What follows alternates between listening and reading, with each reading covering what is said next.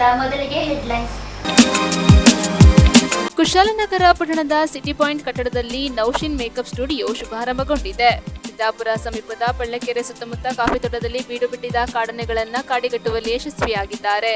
ಕಾರ್ಕಳ ತಾಲೂಕಿನಲ್ಲಿ ಚಿರತೆ ಕಾಣಿಸಿಕೊಂಡಿದ್ದು ಸ್ಥಳೀಯರು ಆತಂಕದಲ್ಲಿದ್ದಾರೆ.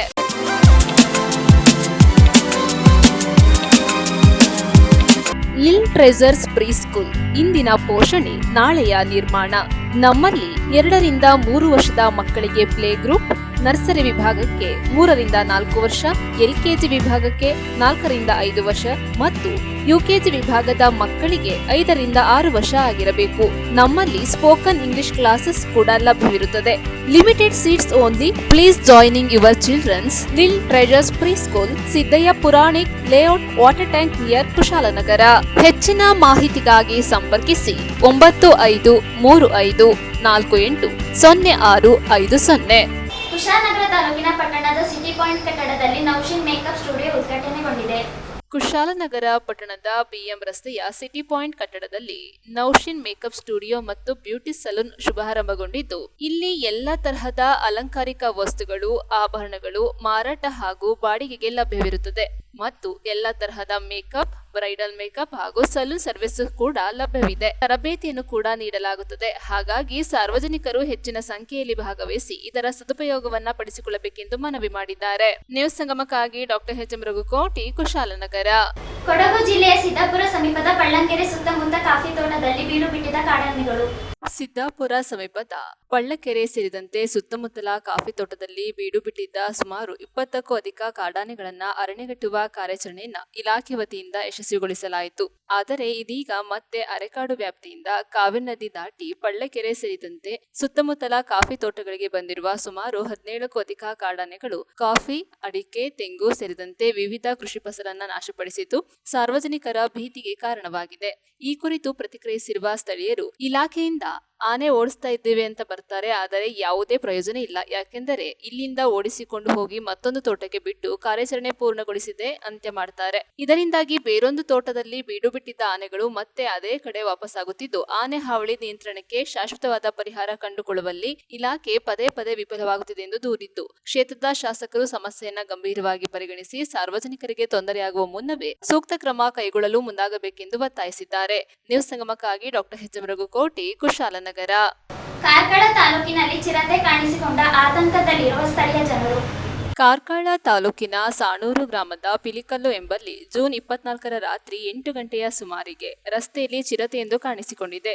ಸಂದೀಪ್ ಪೂಜಾರಿ ಪಿಲಿಕಲ್ಲು ಎಂಬುವರು ಕಾರ್ಕಳ ಪೇಟೆಯಿಂದ ಮನೆಗೆ ಹೋಗುತ್ತಿರುವ ಸಂದರ್ಭದಲ್ಲಿ ಚಿರತೆಯೊಂದು ಅವರಿಗೆ ಕಾಣಿಸಿಕೊಂಡಿದ್ದು, ಚಿರತೆ ಓಡಾಡುವ ದೃಶ್ಯವನ್ನ ಮೊಬೈಲ್ ಕ್ಯಾಮೆರಾದಲ್ಲಿ ಅವರು ಸೆರೆ ಹಿಡಿದಿದ್ದಾರೆ. ಈ ರಸ್ತೆಯ ಸ್ವಲ್ಪ ದೂರದಲ್ಲಿಯೇ ಶಿಕ್ಷಣ ಸಂಸ್ಥೆ ಇದ್ದು, ಮಕ್ಕಳು ಮತ್ತು ಜನರು ಓಡಾಡುವ ಪ್ರದೇಶವಾಗಿದ್ದು ಆತಂಕಕ್ಕೆ ಕಾರಣವಾಗಿದೆ. ಕೂಡಲೇ ಸಂಬಂಧಪಟ್ಟ ಇಲಾಖೆ ಈ ಬಗ್ಗೆ ಕ್ರಮ ಕೈಗೊಳ್ಳಬೇಕಾಗಿದೆ. ನ್ಯೂಸ್ ಸಂಗಮಕ್ಕಾಗಿ ಅರುಣ್ ಭಟ್, ಕಾರ್ಕಳ. ಸಿದ್ದಾಪುರ ಪೊಲೀಸ್ ಠಾಣಾಧಿಕಾರಿ ಮಂಜುನಾಥ್ ರವರು DG ಅಂಡ್ IGP ರವರ ಪ್ರಶಸ್ತಿಗೆ ಆಯ್ಕೆಯಾಗಿದ್ದಾರೆ. ರಾಜ್ಯ ಪೊಲೀಸ್ ಇಲಾಖೆಯ 2025-26ನೇ ಸಾಲಿನ ಪ್ರತಿಷ್ಠಿತ DG ಅಂಡ್ IGP ಡಿಸ್ಕ್ ಸಾಲಿನ ಪ್ರಶಸ್ತಿಗೆ ಸಿದ್ದಾಪುರ ಪೊಲೀಸ್ ಠಾಣೆಯ ಮಂಜುನಾಥ್ ಆಯ್ಕೆಯಾಗಿದ್ದಾರೆ. ರಾಜ್ಯಾದ್ಯಂತ ಅತ್ಯುತ್ತಮ ಸೇವೆ ಸಲ್ಲಿಸಿದ 200 ಪೊಲೀಸ್ ಅಧಿಕಾರಿಗಳು ಹಾಗೂ ಸಿಬ್ಬಂದಿಗೆ ಈ ಪ್ರಶಸ್ತಿ ನೀಡಲಾಗುತ್ತಿದ್ದು, ಪೊಲೀಸ್ ಮಹಾನಿರ್ದೇಶಕ ಹಾಗೂ ಪೊಲೀಸ್ ಮಹಾವೀಕ್ಷಕರಾದ MA ಸಲೀಂ ಅವರು ಪ್ರಶಸ್ತಿ ಪ್ರದಾನಕ್ಕೆ ಆದೇಶ ಹೊರಡಿಸಿದ್ದಾರೆ. ಕೊಡಗು ಜಿಲ್ಲಾ ಪೊಲೀಸ್ ವರಿಷ್ಠಾಧಿಕಾರಿ ಬಿಂದುಮಣಿ ಅವರ ಶಿಫಾರಸಿನ ಮೇರೆಗೆ ಸಿದ್ದಾಪುರ ಠಾಣಾಧಿಕಾರಿ ಮಂಜುನಾಥ್ ಅವರ ಹೆಸರನ್ನ ಪ್ರಶಸ್ತಿ ಆಯ್ಕೆ ಮಾಡಲಾಗಿದೆ. ಮಂಜುನಾಥ್ ಅವರ ಹೆಸರನ್ನು ಪ್ರಶಸ್ತಿಗೆ ಆಯ್ಕೆ ಮಾಡಲಾಗಿದೆ. ಅಪರಾಧ ಪ್ರಕರಣಗಳ ತನಿಖೆ, ಮಾದಕ ವಸ್ತುಗಳ ಅಕ್ರಮ ಸಾಗಾಟ ಮತ್ತು ಮಾರಾಟ ತಡೆ, ತೋರಿದ ದಕ್ಷತೆ ಹಾಗೂ ಕರ್ತವ್ಯ ನಿಷ್ಠೆ, ಕಾನೂನು ಅರಿವು ಜಾಗೃತಿ ಕಾರ್ಯಕ್ರಮ ಸೇರಿದಂತೆ ಹಲವಾರು ಸೇವೆಯನ್ನು ಪರಿಗಣಿಸಿ ಅವರಿಗೆ ಈ ಗೌರವ ಲಭಿಸಿದೆ. ಸಿದ್ದಾಪುರ ಠಾಣೆ ಅಧಿಕಾರಿಯಾಗಿ ಕರ್ತವ್ಯ ನಿರ್ವಹಿಸುತ್ತಿರುವ ಇವರು ಹಲವಾರು ಪ್ರಕರಣಗಳನ್ನ ಪತ್ತೆ ಹಚ್ಚುವುದರ ಮೂಲಕ ಕಾನೂನು ಸುವ್ಯವಸ್ಥೆ, ಇಲಾಖೆ ಮಾರ್ಗದರ್ಶನದಂತೆ ಅಚ್ಚುಕಟ್ಟಾಗಿ ನಿಭಾಯಿಸುತ್ತಿದ್ದಾರೆ. ನ್ಯೂಸ್ ಸಂಗಮಕ್ಕಾಗಿ ಡಾಕ್ಟರ್ HM ರಘುಕೋಟಿ, ಕುಶಾಲನಗರ. ಕಾರ್ಕಳದಲ್ಲಿ ಹಿರಿಯ ನಾಗರಿಕರ ಸಂಘದ ವತಿಯಿಂದ ಮಾಹಿತಿ ಕಾರ್ಯಕ್ರಮ ನಡೆಯಿತು. ಮಾನವನಿಗೆ ಉತ್ತಮ ಆರೋಗ್ಯ ಬಲು ಅವಶ್ಯ. ನಮ್ಮ ಪ್ರಾಚೀನ ಆಹಾರ ಪದ್ಧತಿ, ಮಿತ ಆಹಾರ, ವ್ಯಾಯಾಮ, ಯೋಗ, ಸಚ್ಚಿಂತನೆಗಳನ್ನ ಮೈಗೂಡಿಸಿಕೊಂಡರೆ ವೃದ್ಧಾಪ್ಯದಲ್ಲಿ ಉತ್ತಮ ಆರೋಗ್ಯದಿಂದ ಬಾಳಬಹುದು ಎಂದು ಖ್ಯಾತ ವೈದ್ಯರಾದ ಪರಿಸರ ತಜ್ಞ ಡಾಕ್ಟರ್ ಸತ್ಯನಾರಾಯಣ ಭಟ್ ಕರೆ ನೀಡಿದ್ರು. ಕಾರ್ಕಳ ತಾಲೂಕು ಹಿರಿಯ ನಾಗರಿಕರ ಸಂಘದ ಆಶ್ರಯದಲ್ಲಿ ನಡೆದ ಮಾಹಿತಿ ಕಾರ್ಯಾಗಾರದಲ್ಲಿ ಮಾತನಾಡಿದರು. ಇದೇ ಸಂದರ್ಭದಲ್ಲಿ ಖ್ಯಾತ ವಕೀಲರಾದ ವಿಜೇಂದ್ರ ಕುಮಾರ್ ಅವರು ಮಾತನಾಡಿ, ಪ್ರತಿಯೊಬ್ಬರೂ ಕಾನೂನು ಅರಿವು ಹೊಂದಿರಬೇಕು. ಇದರಿಂದ ಆಸ್ತಿ ಖರೀದಿ, ಮಾರಾಟ, ವಿಲ್ ಬರೆಯುವ ಸಂದರ್ಭದಲ್ಲಿ ಅನಗತ್ಯ ವಿವಾದಗಳಿಂದ ರಕ್ಷಣೆ ಪಡೆಯಬಹುದು ಎಂದು ಮಾಹಿತಿ ನೀಡಿದರು. ಸಭೆಯ ಅಧ್ಯಕ್ಷತೆಯನ್ನ ಸಂಘದ ಅಧ್ಯಕ್ಷರಾದ ಎಂ ಕಮಲಾಕ್ಷ ವಹಿಸಿದ್ದು ಸರ್ವರನ್ನ ಸ್ವಾಗತಿಸಿದರು. ಜಯರಾಮ್ ಕಾಮತ್ ಪ್ರಾರ್ಥಿಸಿದರು. ಪ್ರದೀಪ್ ನಾಯಕ್ ಮತ್ತು ಕೇಶವ ನಂಬಿಯಾರ್ ಅತಿಥಿಗಳನ್ನು ಪರಿಚಯಿಸಿದರು. ಕಾರ್ಯದರ್ಶಿ ಜಗದೀಶ್ ಗೋಖಲೆ ವಂದರ್ಪಣೆಗೈದು ಕಾರ್ಯಕ್ರಮದ ನಿರ್ವಹಣೆಯನ್ನ ಶೈಲಜಾ ಹೆಗಡೆ ನಿರ್ವಹಿಸಿದರು. ಕಾಕರಾಮನಹಳ್ಳಿ ಅಂತ ಹಳ್ಳಿಯ ಹೆಸರು ಕೂಡ ನೆನಪಿದೆ. ಆ ಕಾಕರಾಮನಹಳ್ಳಿಯ ಹೆಂಗಸು ಹೇಳಿದ್ದು, ಕೋಳಿ ಕಾಲಿನ ಗಿಡ ಸಾರ್ ಬಸೊಪ್ಪು ಬಸ್ಸಾರು ಎಲ್ಲ ಮಾಡಬೇಕಲ್ಲ, ಹಿಂದೆ ಗೊತ್ತಿರೋ ಚಿಕ್ಕಬಳ್ಳಾಪುರದವ್ರಿಗೆ ಗೊತ್ತಿರೋ ರಾಗಿ ಮುದ್ದೆ ತಿನ್ನೋರಿಗೆ, ಆ ಬಸೊಪ್ಪು ಬಸ್ಸಾರು ಮಾಡೋದಕ್ಕೆ ಈ ಗಿಡದ ಎಲೆಗಳನ್ನ ಅವರು ಬಳಸ್ತಾರೆ. ಕೋಳಿ ಕಾಲು ಗಿಡ ಅದರ ಎಲೆಗಳು ಕೋಳಿಯ ಕಾಲಿನ ಇದೆ. ಆದ್ರೆ ಹಳದಿ ಹೂವು, ಆದ್ರೆ ಅದರಲ್ಲಿ ಒಂದು ಸಾಸಿವೆಯ ಹಾಗೆ ರಚನೆ. ಹಳದಿಯ ಹೂವು, ಸಾಸಿವೆಯ ಹೂವಿಗೂ ಕೂಡ ಹಳದಿ ಹೂವು, ಈ ಗಿಡಕ್ಕೂ ಕೂಡ ಹಳದಿ ಹೂವು. ಇದು ಕೂಡ ಪ್ರಕಾಶ್ ಹೋಟೆಲ್ ಎದುರುಗಡೆ ನೆನೆದುಕೊಳ್ಳುತ್ತೆ. ಕೋಳಿ ಕಾಲ ಸ್ವಾಮಿ ಬ್ರಹ್ಮ ಸಂವತ್ಸರ ಅಂತೇಳಿ ಈ ಗಿಡಕ್ಕೆ ಹೇಳ್ತಾರೆ. ಇದು ನಿಮ್ಮ ವಾಟ್ಸಪ್ ಯೂನಿವರ್ಸಿಟಿಯಲ್ಲಿ ಸಿಗೋದಿಲ್ಲ. ವಾಟ್ಸಪ್ ಯೂನಿವರ್ಸಿಟಿಯಲ್ಲಿ ಸಿಗೋದು ಯಾಕಂತಂದ್ರೆ ಈ ಗಿಡವನ್ನು ನಾನು ಇವತ್ತು ಬಹಳ ನೋವಾಗುತ್ತೆ, ಬಹಳ ದುಃಖದ ಸಂಗತಿ. 4 ಜನ ಹೆಣ್ಣು ಮಕ್ಕಳ ತಂದೆಯಾದಂತಹ ಒಬ್ಬರಿಗೆ ಇದನ್ನು ಪ್ರಯೋಗ ಮಾಡುವಂತಹ ಅನಿವಾರ್ಯ ಪರಿಸ್ಥಿತಿ. ತಿಂಗಳಿಗೆ 10,000 ರೂಪಾಯಿ ಕೊಟ್ಟರೆ ಮಾತ್ರ ಔಷಧಿ ಮಾಡೋದಕ್ಕೆ ಆಗ್ತದೋ ಇಲ್ವೋ ಅನ್ನುವಂಥ ಒಂದು ಕ್ಯಾನ್ಸರ್ ಪೀಡಿತ ರೋಗಿಗೆ ಆಕೆ ದೊಡ್ಡ ಮಗಳು ಅವಳು ಈ ಗಿಡವನ್ನು ಎಲ್ಲೆಲ್ಲ ಹುಡುಕಿಸಿದ್ದು, ಸಾಗರ ಬದಿ ಸಿಕ್ತು, ಅಲ್ಲಿ ಗದ್ದೆ ಸಾಸಿವೆ ಎಂದು ಕರೀತಾರಂತೆ. ಸುಶ್ರುತ ಹೇಳ್ತಾನೆ, ಈ ಗಿಡದ ರಸವನ್ನ ಒಂದು ದೋಣಿಯಲ್ಲಿ ತುಂಬಿರಿ, ಆ ಗಿಡದ ರಸ ತುಂಬಿಸಿ, ಈ ಗಿಡದ ರಸವನ್ನು ತುಂಬಿಸಿ ಅದರಲ್ಲಿ ಅವನನ್ನು ನನ್ನನ್ನ ಮಲಗಿಸ್ಬೇಕು. ಯಾಕಂದ್ರೆ ತುಂಬಾ ವಿಶೇಷತೆಗಳಿರ್ತದೆ. ಅದನ್ನು ಅಧ್ಯಯನ ಮಾಡಲಿಕ್ಕೂ ಅಷ್ಟು ಸುಲಭವಾದ ವಿಚಾರಗಳು. ಕಾನೂನಿನಲ್ಲಿ ಹೆಚ್ಚಿನ ನಮ್ಮ ಕಾನೂನು, ಈಗ ನಮ್ಮ ಇತ್ತೀಚೆಗೆ ಇಂಡಿಯನ್ ಪೆನಲ್ ಕೋಡ್ ಆಗಲಿ, ಅಥವಾ ನಮ್ಮ ಕ್ರಿಮಿನಲ್ ಪ್ರೊಸೀಜರ್ ಕೋಡ್ ಆಗಲಿ, ಅಥವಾ ನಮ್ಮ ಎವಿಡೆನ್ಸ್ ಆಕ್ಟ್ ಕಳೆದ 2023ರಲ್ಲಿ ತಿದ್ದುಪಡಿ ಆಯಿತು. ಆದರೆ ಈ ಕಾನೂನು ಭಾರಿ ಸಾಧಾರಣ ಪುರಾತನ ಬ್ರಿಟಿಷರ ಕಾಲದಿಂದ ಬಂದಂತ ನಮಗೆ ಕೊಡುಗೆ. ಸಾಧಾರಣ ನಮಗೆ ಒಂದು more than 500 years ಕೆಲವು ಕಾನೂನುಗಳು, ಹೆಚ್ಚಿನ more than 50% ಆಫ್ ದಿ ಈಗ ಕೇಸಸ್ ಇರುವಂಥದ್ದು ನಮಗೆ ಹಳೆಯದಾದ ಕಾನೂನುಗಳು. ಈ 3 ಕಾನೂನುಗಳಿಗೆ ಹೆಸರು ಮಾತ್ರ ಬದಲಾಗಿದೆ. ಇಂಡಿಯನ್ ಪೆನಲ್ ಕೋಡ್ ಆಗಿರ್ಬೋದು, ಕ್ರಿಮಿನಲ್ ಪ್ರೊಸೀಜರ್ ಕೋಡ್ ಆಗಿರ್ಬೋದು, ಅಥವಾ ಇಂಡಿಯನ್ ಎವಿಡೆನ್ಸ್ ಆಗಿರ್ಬೋದು. ಈ 3 ಕಾನೂನುಗಳಿಗೆ ಒಳಗಿಂದ ಈ ಯಾವುದು old wine in new bottle ಅಂತ ಹೇಳಿದಾಗೆ ಸೇಮ್ ಅದರಲ್ಲಿರುವ ವಿಷಯ ಎಲ್ಲ ಒಂದೇ, ಅದರ ಹೆಸರು ಮಾತ್ರ ಬದಲಾವಣೆ ಆಗಿದೆ ಅಷ್ಟೇ. ಇನ್ನೂ ಸಹ ನಮ್ಮ ದೇಶದ ಕಾನೂನು ಬದಲಾಗಿಲ್ಲ, ಬದಲಾಗುವ ಅಗತ್ಯತೆ ಇದೆ. ಯಾಕಂತೇಳಿದ್ರೆ ಒಂದು ಸಣ್ಣ ನಾನು ಉದಾಹರಣೆ ಕೊಡ್ತೇನೆ. ನಾನು ಹೆಚ್ಚು ಇದರಲ್ಲಿ ನನಗೆ 30 ನಿಮಿಷ ಮಾತ್ರ ಟೈಮ್ ಇರುವಂಥದ್ದು. ಸಣ್ಣ ಉದಾಹರಣೆ ಕೊಟ್ಟು ನಾನು ಕೆಲವು ನನ್ನ ಮಿತ್ರರ ಹತ್ರ ನಾನು ಮಾತಾಡುವ ಹೇಳ್ತೇನೆ.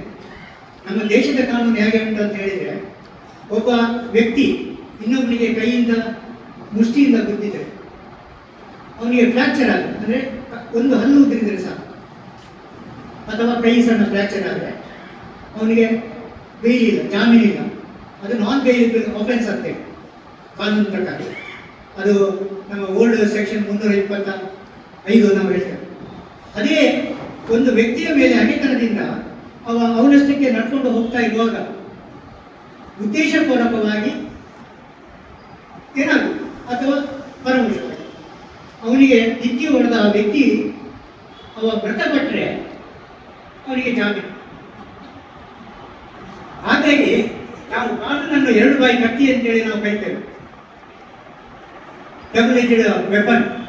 ಯಾಕಂದ್ರೆ ಅದನ್ನು ನಾವು ಯಾವ ರೀತಿಯಲ್ಲಿ ನಾವು ಅದನ್ನು ನಮ್ಮ ರಕ್ಷಣೆಗೋಸ್ಕರ ಅಥವಾ ನಮ್ಮ ಪ್ರಯೋಜನಕ್ಕೋಸ್ಕರ ನಾವು ಉಪಯೋಗ ಮಾಡಬಹುದು, ಅದೇ ರೀತಿಯಲ್ಲಿ ನಾವು ಇನ್ನೊಬ್ಬರಿಗೆ ತೊಂದರೆ ಕೊಡಲಿಕ್ಕೋಸ್ಕರ, ಇನ್ನೊಬ್ಬರಿಗೆ ಅವರ ವರ್ಚಸ್ಸಿಗೆ ತಕ್ಕಿ ತರೋದಕ್ಕೋಸ್ಕರ, ಅವರಿಗೆ ಹಾನಿ ಮಾಡೋದಕ್ಕೋಸ್ಕರ ಇದನ್ನು ದುರುಪಯೋಗ ಮಾಡುವಂತಹ ಪರಿಸ್ಥಿತಿಗಳಿವೆ. ನ್ಯೂಸ್ ಸಂಗಮಕ್ಕಾಗಿ ಅರುಣ್ ಭಟ್, ಕಾರ್ಕಳ. ಕೊಡಗು ಜಿಲ್ಲೆಯ ಸಿದ್ದಾಪುರದಲ್ಲಿ 2 ಗುಂಪುಗಳ ನಡುವೆ ಗಲಾಟೆ, ಚಾಕುವಿನಿಂದ ಹಲ್ಲೆ, ಇಬ್ಬರಿಗೆ ಗಾಯ. ಸಿದ್ದಾಪುರದ ಚರ್ಚ್ ಹಾಲ್ ಸಭಾಂಗಣದಲ್ಲಿ ನಡೆದ ಟಿಂಬರ್ ಮರ್ಚೆಂಟ್ಸ್ ಯೂನಿಯನ್ ಸಭೆಯಲ್ಲಿ 2 ಗುಂಪುಗಳ ನಡುವೆ ಕ್ಷುಲ್ಲಕ ಕಾರಣಕ್ಕೆ ಆರಂಭವಾದ ಸಣ್ಣ ವಾಗ್ವಾದ ದೊಡ್ಡ ಗಲಾಟೆಯಾಗಿ ಮಾರಾಮಾರಿಗೆ ತಿರುಗಿದೆ.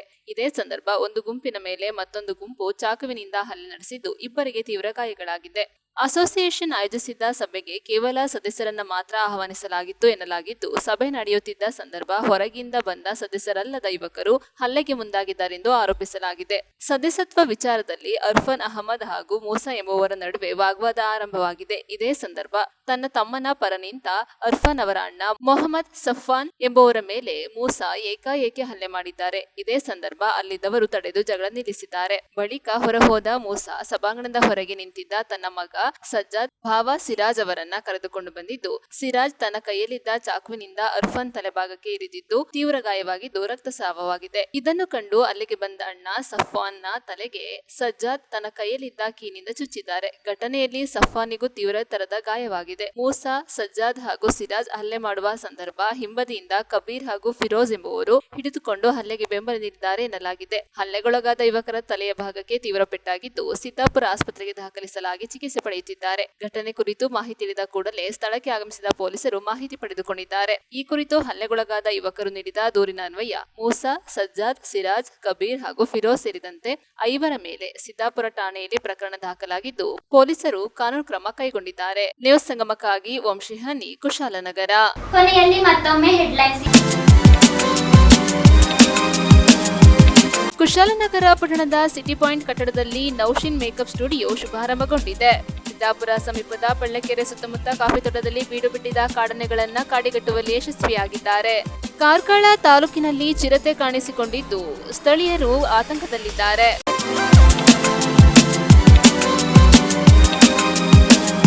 ಇಲ್ಲಿಗೆ ನ್ಯೂಸ್ ಸಂಗಮ ಮುಕ್ತಾಯವಾಯಿತು. ಸುದ್ದಿ, ಮಾಹಿತಿ, ಮನೋರಂಜನೆಗಾಗಿ ನೋಡ್ತಾ ಇರಿ ಸಂಗಮ ಟಿವಿ. ವಂದನೆಗಳೊಂದಿಗೆ ಸಿಂಚನ GM, ಕುಶಾಲನಗರ.